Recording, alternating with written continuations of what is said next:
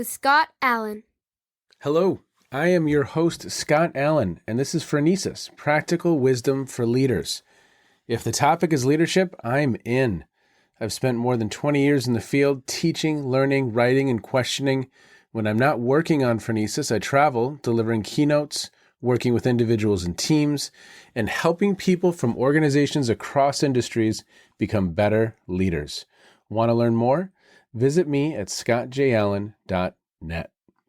Phronesis offers a smart, fast-paced discussion about all things leadership. We explore relevant topics and incorporate practical tips to help you make a difference in how you lead and live. Listen Notes lists Phronesis in the top 3% of podcasts worldwide. Phronesis is the official podcast of the International Leadership Association. ILA brings together those who teach, study, and develop leadership, advancing leadership knowledge and practice for a better world. Learn more at ila-net.org. Finally, if you enjoy Phronesis, please subscribe to stay current on our weekly episodes. If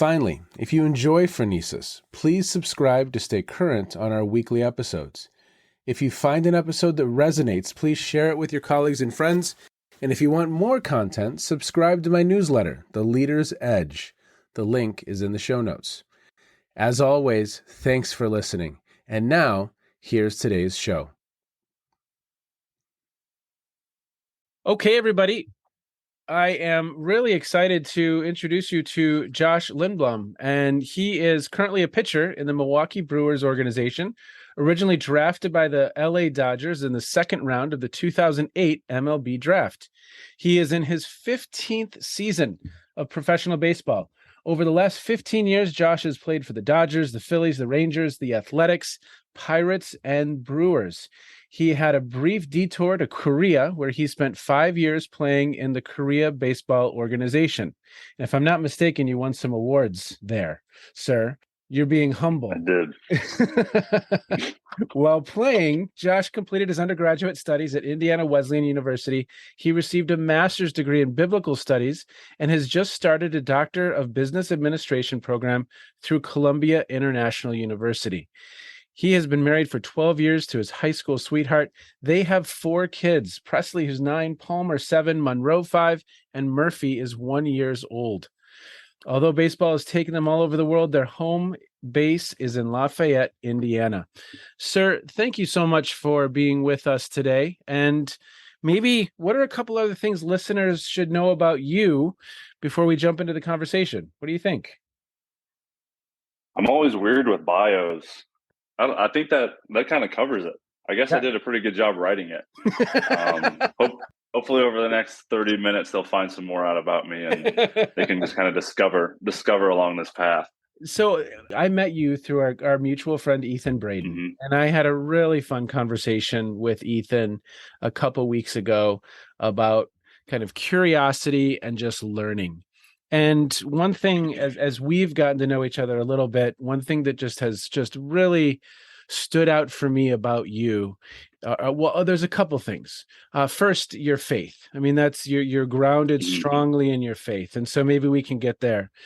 Second is, amidst all of this career in the MLB and 15 seasons, but you have this insatiable curiosity and this lust for learning. I think you and Ethan have a joke about you're a voracious reader and you're learning, and all of his books have very, very pretty covers and flashy covers, and all of yours are theoretical philosophical works from 77, as I understand it. They're boring. They're boring. I joke around with him when I say if it was written before 1900, or after 1900, it's probably heresy. So I don't read it. I just this week released an episode with a scholar at Tulane, and she's an expert in Plutarch. So I learned a lot about Plutarch. So he would be in that camp of, pre-1900. Yeah. Perfect. I'll have to listen to that one. Yeah. Well, so tell me about this curiosity and this passion for learning, and how you've systematized it and really built it into your way of being, even when you're on the road multiple months out of the year. So, I think it just comes back to development, really. being and recognizing that I'm a work in progress and that I'm not to where I want to be, but that doesn't mean that I don't stop working. And I think it really it started out of an event on a baseball field. So it was July, I think I can get the date right. I'm pretty sure it was July 1st or 2nd. I remember because we had fireworks. And second pitch of the game, I get hit with a comebacker in the leg and it breaks my tibia. Oh, wow. And so here I am. I'm in my 6th or 7th year of professional baseball, very little major league service time. And I don't have a college degree. If this was something serious, what do I do with my life? Yeah. I had no answers to that question. And ever since really honestly that day, I think I reapplied for an undergraduate program the next week.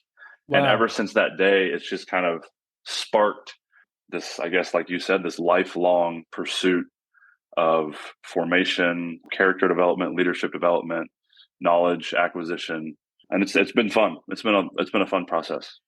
So take me through that undergraduate degree, because I imagine portions of that are you're taking courses on the road. I've been following J.R. Smith on Twitter, and he's re-enrolled in school. He finished his career in the NBA and re-enrolled, but now I imagine you're taking courses during season sometimes. Is that accurate? All the times. Wow. Taking courses all the time. So I finished my undergrad, I finished my master's all in season. So going out and trying to get guys out on a Wednesday night, and on Thursday morning, I've got a 15-page research paper that's due the next day.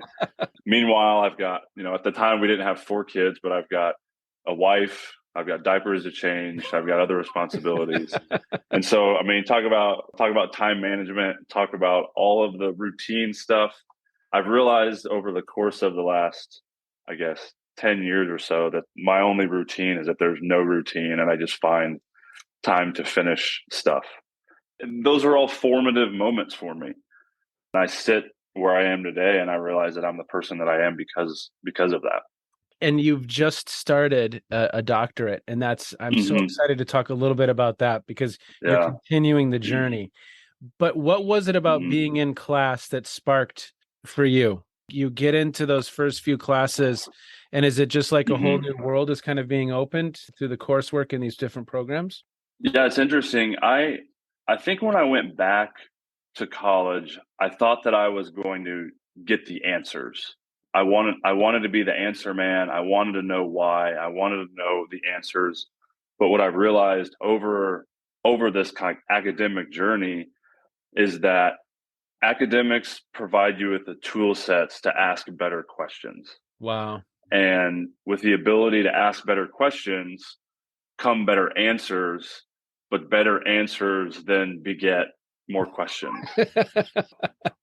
So just that skill set of asking questions, and I think that's why I continue to be on this journey of, call it, knowledge acquisition, is that I just keep asking these questions that I want to find answers to, that I think are powerful and formative. Well, sometimes they call a PhD as just piled higher and deeper. And, at times, especially even over the course of starting this podcast, I had been a faculty member since 2006. And week after week after week, Josh, I just kind of have my behind kicked as I engage in conversations with people from all over the world with all of this expertise. And it's just been such a fun process, because it's systematized my learning, and it's challenged me each and every week to just stay fresh and stay current. But you said something in there that I think is so wise, because at times I think as I'm working with clients and as I'm working with people, there's a conception that leaders have answers. And I really believe that at times, not always, but a lot of the time, especially when it's some of these gnarly challenges that people are trying to navigate, sometimes the leaders have the great questions for the team to work, because there are no concrete answers. It's what's our next experiment? What's our next path forward to see if we can yield new and different results, right? Leaders are really kind of the people that are like 2 steps ahead in the fog. they've decided to charge ahead. Just maybe it's one step further. And like you said, those questions, they're willing to embrace that mental fog, that fog that we all have when we're trying to figure out a concept. The leaders are just the ones that are a couple steps ahead. Oh, I love that phrasing. That is incredible. Did you just make that up? I did on the spot. Yeah. That's the episode title, I think. That, or you've There you also go. said a work in progress, which is another contender for me right now. But two steps ahead in the fog. You're exactly right. Because even as I'm in the room with some senior leaders in Fortune 500 organizations or family-owned businesses or small nonprofits, there is no person with the answer. It's again, to your point, a couple steps ahead in the fog, and we've identified some of the questions that we need to ask. And what are we going to do? How are we going to tackle this? How are we going to make sense of the situation? I had a really fun conversation with Brian Barron of the Cleveland Guardians. Gosh, this might be 6-7 months ago. We really focused kind of on the name change, but they've been in the news recently, really for kind of you have Tito Francona trying to figure out, okay, our payroll is basically, what some people's salary, what Frankie made in a year is the Guardians payroll now. And how do we put a winning team on the field? I mean, that's a fascinating puzzle. It's not easy work, and it's a challenge. It's an adaptive challenge that no person has the answer, but we're going to experiment and see how far we can get. Right. Yeah. And they've, you look at teams like the Guardians, the Rays, they've been really, really successful by thinking outside of the box and trying to draw as much value as they can out of players and fitting them within kind of like that mold of, this is when it's funny when you can always tell when a player has been with the Rays or when a player has been with the Guardians just because of their development process. They do such a good job, probably a good as job as anybody in baseball at developing talent because they know they can't play in the bidding wars game. So the thing they have to be really good at, like you're talking about, is developing talent. The Guardians, look at the pitching that they've had, the position players, like they just do such a good job of it. Well, that's the whole notion of two steps ahead in the fog. And so I think now as you look at the Doctor of Business Administration, talk about that. I mean, when we were emailing back and forth the other day, I think you had your first day. Is that accurate? Yeah, first day. More questions. I've been writing a paper on executive presence, the importance of executive presence. I thought that was neat, but it's been good. This program is more practitioner based, so it's not dissertation. It's an applied doctoral project, and so the building of a business or some type of service. And I think I have an idea. And it goes back to when I got hit in the leg, really. It's kind of the end of this. I say the end of the process, but the beginning of the process. My degree, my Ph.D. was more practitioner oriented. I mean, we had a dissertation at the end, but everyone that I was going to school with was working full time. So they were at NASA or they were at IBM or they were a superintendent of a school. And every day they were looking at this content through the lens of how do I implement this tomorrow when I get back to work? So I love the fact that your degree, you're working towards something, you're building, you're exploring, but it's going to result in something which may be some of those next steps, correct? We can rewind again to when I got hit in the leg, and the last 10 to 12 years of my career has been about shortening, to use a metaphor, shortening the bridge. So when I look at athletes, when I look at athlete transition, my entire focus and goal has been shortening the bridge that I need to step across when I'm done playing. Wow. And so all of the degree programs, my undergrad, my master's, and now the doctorate have essentially shortened that bridge. And now it's like a little creek that I just have to jump across. And I see so many athletes when they're done playing. I mean, the conversations that I have with athletes on a weekly basis where they are confused and they don't know what to do when they're done playing. I think this project is going to be about shortening that bridge. How do you come alongside of athletes and not just say we have a career transition program, but provide mentorship, provide coaching, provide degree programming, provide all of these things where athletes can, in effect, just shorten that bridge while they're playing. So that's going to be, I think that's going to be the focus of kind of the research and the program and project. I absolutely love it, because I think you're right. I love what you just said. I mean, how do we come alongside folks and help them prepare for that transition, shortening the bridge, which is another candidate for the episode title here. You're just dropping them. I'm just dropping them. But I mean, what a wonderful mission. What a wonderful mission. This isn't a knock on professional sports organizations. Professional sports teams, organizations, they're not in the human resource development business. They're in the business of winning games. And to shoulder that load as an organization, like that's an entire department in an organization. As I thought through this is going to be a really bad way of explaining what major league organizations are, but professional sports organizations, but they're essentially asset management companies. And what I mean by that is, when you have an asset, you build the asset up. When it's high, you use it. When it starts to drop, you got to get rid of it as quick as possible. And it's horrible to explain it that way, but that's kind of the way that I view sports teams. And it's like I said, the goal is not to develop human resource. The goal is to win games, so it makes sense. Yep. And I was having a conversation with somebody the other day about coaching, and they asked me, in a coaching interview, if you're going to hire a coach or a manager, what's the first question that you would ask? And I said, the first question I would ask, and this goes back to kind of my theological studies, the first question I would ask is, what is a human being? And when somebody has thought deeply about what a human being is and why that matters, that fundamentally changes the way we interact with other people. Wow. It should at least fundamentally change it. When I look at this program, when I look at this project, when I look at an athlete, I see a human being who's been created in the image of God and therefore has inherent infinite value. I struggle because when in business you hear about scale, you hear about breadth of impact, and I keep coming back to depth of impact. Are we really making a difference in people's lives and not just trying to get massive amounts of exposure? Let's talk about that. Let's go to depth of impact.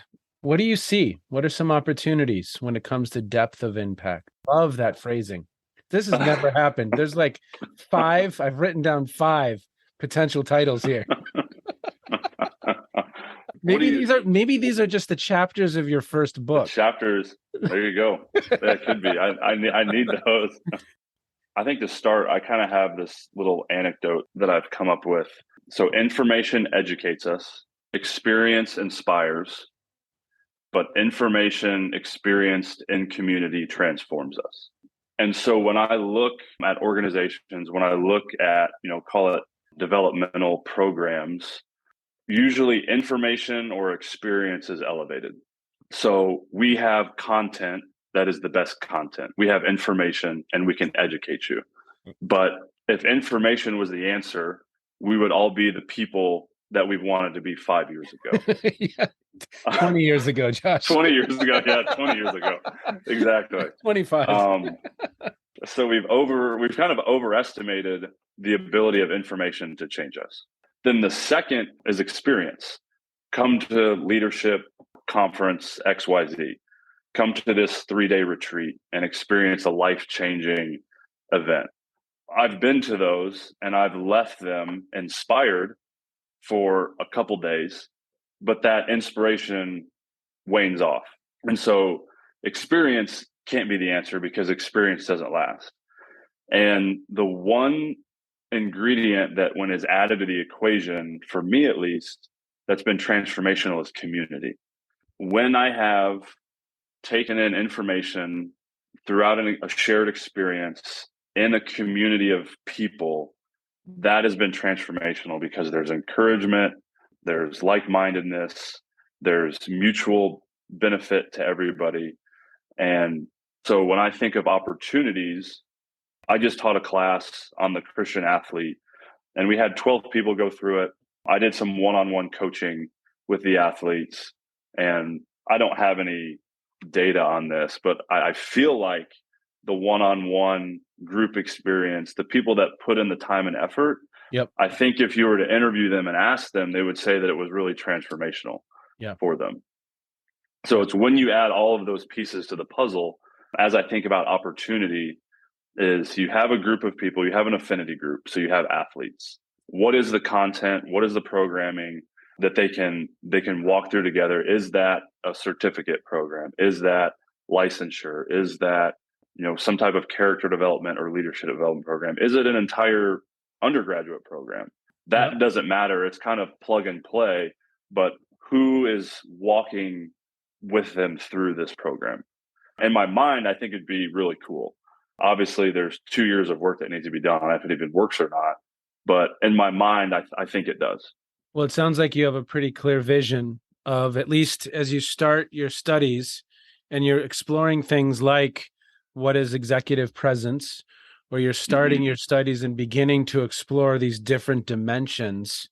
I think what's so exciting for me is that you can start piecing together elements of a curriculum, piecing together elements of what you think is the critical information for people. Just to underscore something you just said, my dissertation advisor, his name is John Wergen. I'm going to send you a book. Okay, Josh? It's one of the most important books I've ever read. But John, I did a podcast with him, and that podcast episode is called It Has to Be With Others. In all of his research, and I've heard this from multiple scholars, that learning with others and being together in community and learning from the different perspectives, learning from the different lived histories, having that experience and that shared experience, it's just a core ingredient. And obviously, it can happen otherwise, for sure. But if we're talking about transformational learning experiences, that community and that cohort and being with others, I think what you're saying is backed up by some pretty solid research, right? You have the content, you have experiences, you have a community, and all of those are going to help an individual develop and grow. Those are some of the major ingredients for sure. Yeah, no, I think those communities look different too. My growth really accelerated when I realized I couldn't do it on my own. When I started to seek out mentorship, coaching, other relationships of people that I viewed their lives as something admirable and something that I desired or wanted for my life. Yep. And then allowing them to speak into me. Yeah. Allowing them to help me along the way, allowing them to show me my blind spots, areas where I needed growth or I was maybe not thinking correctly. And so I think there's kind of this, go back to Ethan and I, a big core value in my life is congruency. And he kind of like hammers down on this. He's like, always, his marketing mind is like, what does that mean? What does that mean? What does this mean? Like, you need to be clear. There's envisioning a way of life. For me, there's envisioning a way of life that I see desirable. There's engaging that person in relationship. And then there's the empowerment, which I think we miss a lot of times, where we kind of hold people's hands and we go into like tell mode rather than empowering people to now live this life that they've seen as desirable, which I think is that next step. It would seem to me that then another element of this is, what are you grounded in? Now, it doesn't have to be necessarily your faith, but you have your faith that grounds you, correct? Yeah. This comes, I was actually in the executive presence paper that I'm writing, Heinemann, maybe, in an article, she talks about the 7 dimensions of leadership intelligence. And the last one was, I think she calls it consciousness intelligence or conscious intelligence, which is basically worldview. Okay. And I can't remember the quote exactly, but she says something to the effect of, it's recognizing that, everything happens for a reason and there's purpose and plan behind all of our actions. When I think about faith, whether it be Christian faith or whatever faith it is, and even people that are that don't have faith, maybe atheists or agnostics. What we're talking about here is worldview. And I had a professor in my master's program tell me one time that when we're developing a worldview, whatever that worldview might be, we have to account for the worldview that accounts for the most possible data with the fewest possible difficulties. And so every worldview, no matter what it is, there's going to be data that supports it, but there's also going to be difficulties. As I look at my life, as I look at my experience, as I look at the information that's been provided for me, the worldview that I have settled on that's articulated through the Bible and through the biblical authors is the Christian worldview. So when I look at what is a human being, when I look at what is wrong with the world, when I look at my purpose, our purpose as human beings here on earth, and when I look at what the destiny of humanity is, the Bible, the biblical authors, the scholars who study the Bible, that serves as the foundation for the way that I view and then interact with the world. And we're always trying to make sense of things that happen in our lives. And that's what worldview ultimately does. And so, our daughter was born with a congenital heart defect, and she's had 2 open heart surgeries at 5 years old. And I'm not saying this to make people feel a certain way for me, but that's an event in my life that I had to make sense of. Yes. And I'll never forget this. I'm writing my final undergraduate paper in the hospital next to her bed right after she had her first surgery. And my entire paper was on the book of Job, which is all about suffering. Wow. So here I am. I have a piece of information, the book of Job. I have an experience where I just walked with my daughter through her having open heart surgery. And I'm in a community of people that are also writing their papers. And so the controlling question of Job is, I think it's Job 1:6 or 1:7, somewhere around there. The question is asked, does Job fear God for nothing? And here I am sitting, everything that I love about my daughter is stripped away at this point. And she's probably not going to be healed. She has half of a heart, so there's not going to be some miraculous, not that I don't believe in miracles, but it's probably not going to happen. Am I still going to fear God for nothing? Not for what he can do for me, but just for who he is. So when I look at worldview, I've got to make sense of what this experience. And so what I know is that there is a God who's created the world good. Sin has infiltrated this world, and we now live in a broken world. So 2 + 2 does not equal 4 anymore, which is the case in my daughter. Would I love for her to have a whole heart? 100%. Yeah. I mean, I would give anything to give her a whole heart, but that's just not the reality that I'm living in. But there is a picture that is painted through the prophets in the Old Testament, through Jesus teaching in the New Testament, through the book of Revelation, where God is remaking this world into something new. And this is where hope comes in, because I have hope that one day, even though probably not in this life, my daughter will have a whole heart. When I look at how my faith practically plays out as I see the world. And, you mentioned something earlier that's been on my mind when you were talking about the acquisition of knowledge and the questions that we have, that knowledge is really just being able to synthesize and connect dots. And so I think what's hard is that the acquisition of knowledge is so interdisciplinary that when you think about leadership development, there's, psychology, there's sociology, there's all of these other disciplines. And if you just sit in your one corner of the world, you're never going to find all the answers. Yes. And so that's what's been so powerful about the faith background and theological background, is that I'm able to see stuff and be like, wow, you're talking about that doctrine. This is that teaching. Oh, I see how neuroscience and psychology play into all of this. A work in progress, Yeah. right? Your worldview kind of the foundation is that Christian worldview. And even in that space, you are a work in progress. We are all works in progress. Yeah. And when it comes to knowledge acquisition, we are works in progress. And I loved how you said, look, I always refer to it as a puzzle that I find, whether it's human development or leader development, but just personal growth. It's a topic that continues to fascinate me because I think there's a number of different components that I don't know we have a true understanding of yet. And one of the first I'm probably actually the first conversation we had.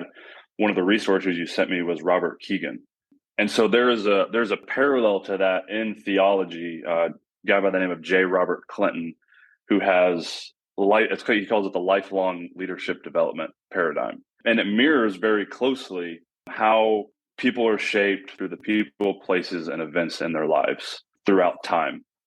And there's a really cool exercise that he does. It's kind of like a timeline, personal timeline, where you go back, identify people, places, and events, and then process those items. And then you're able to distill out the lessons that you've learned, the core values that you've learned, and the deposits that have been made in your life. And so that's the work in progress. And looking back, it makes me realize that all of those seemingly insignificant moments have been adding up to the person that I am today. And I also know that going forward, and when I have that foundation, I can walk into a situation, I can meet a person, I can be exposed to an event and realize that I might not see the effects of this event, but I know that it's shaping me. If I'm willing to do that work and process the item. When we talk about personal development, when we talk about leadership development, spiritual growth, at the core of what all of these are, I think it's about making the invisible visible. And so when we think about becoming better leaders, we have all of these invisible thoughts, ideas in our minds, invisible plans and goals and actions. And what leadership development does, what character development does, what spiritual development does, is it draws those invisible attributes or thoughts and tries to make them visible. Leadership development, character development, spiritual development is about embodiment. To use a biblical or theological term, it's about incarnation. It's about becoming more of who we think we are. Yeah. And who we should be ultimately. Yep. And that becomes that's an interesting challenge when there's so much pulling at us externally, good, bad, and ugly, that can get us off track from being our authentic selves and who we're supposed to be, and that work in progress work. To your point, are you slowing down, reflecting, making sense, connecting with others, and using those experiences for opportunities for that growth and for transformation? Josh, this is we're going to wind down. Okay. The Wi-Fi's been pretty good, pretty cooperative. So I'm excited to continue this conversation. Can we talk again in August of 2023? Put it on my schedule now. Yeah. I want to kind of hear about your adventures and how you're thinking about things. Maybe we'll both even listen to this before we get into the next conversation. Yeah. And I want to continue this dialogue because I think, like I said, and I'm going to send you that book by John Wergen, but I just think there's a lot of opportunity here for us to kind of continue to explore. I just have a lot of respect. I have a lot of respect that, that one critical incident kind of sparked something in you, and you have continued that journey. I just think it's incredible. It's so admirable, sir. No, thank you. I told you when you asked me to come on, I felt kind of inadequate coming on here. You have PhDs and, it's like, man, why would you want me on here? You, sir, have dropped more like little knowledge nuggets than any other guest I've had. So I don't know about that. Shortening the bridge. Yes. Oh, I love it. Okay. Really quick, before we close out, Something that's caught your attention lately, something maybe you've streamed, listened to, read. What's something that stands out for you in recent times that's kind of caught your attention? It could have to do with what we've discussed. It could have nothing to do with what we've discussed. Yeah. I think the biggest thing, what I've been reading lately, there's a book written in like the 60s or 70s. It's called 3 Mile an Hour God. Okay. So obviously I'm a busy person. We're all busy, but the thesis of the book is about slowing down. The average human being walks at 3 miles an hour. And when we walk at that pace consistently, we're able to see the things around us. There's some reflections in this book, some essays, and it's been really eye-opening. It kind of goes back to one of the first chapters is about development. And it's frustrating, but we develop at like a 3 mile an hour pace. The development program for life is not an 8-week program for a new you. Yes. Like it's 6-minute abs doesn't work. 6-minute abs does not work. 35-year abs doesn't work. 30. I'm still waiting. But just, being in the moment, being able to slow down and recognize and look around and be thankful and grateful for kind of the journey that you're on. It's been a really eye-opening book, especially as I've added more to my plate with this doctoral program. Well, I will place that in the show notes, and so listeners can access that. And sir, I'm very, very thankful for your time today. Thank you for stopping by. We're going to talk again in a year. I want to hear about your adventures and new insights and new questions maybe that you've come across. Maybe that's what we'll do is we'll just explore questions that are love that. Some of the big questions. I love it. Okay. Be well, take care. And as always, thank you so much. I appreciate it. Yep. Thank you. I appreciate it. Thanks so much to Josh for that wonderful conversation. A work in progress, asking better questions, 2 steps ahead in the fog, shortening the bridge, coming alongside another, depth of impact, making the invisible visible, synthesizing and connecting the dots. So Josh, I'm so excited for our next conversation. I think we're going to go with that questions format. Maybe we each come with 3 and just see where the conversation goes. That'll be a lot of fun. And we'll check in on your studies as well. But to end today, just a couple things. First, International Leadership Association. If you're interested in attending that conference, there are links in the show notes. So check out those links and would love to see you there. And the Prometheus Project, an opportunity to engage in some learning with the Immunity to Change activity. Just another incredible learning opportunity that you can take advantage of. As always, everyone, thank you so much for checking in. If you like what you hear, share it with others. Subscribe. We are plowing forward some exciting conversations in the can already that are just going to help us further explore this topic of leadership. Take care, everyone. Be well. Bye-bye. You have just finished another episode of Practical Wisdom for Leaders with Scott Allen. To contact me, visit scottjallen.net or send me a note at scott@scottjallen.net. I'm also on LinkedIn, so let's connect. If you have feedback, I'd love to hear it. And as always, thank you so much for listening. And now here's my daughter, Emily, with the outro.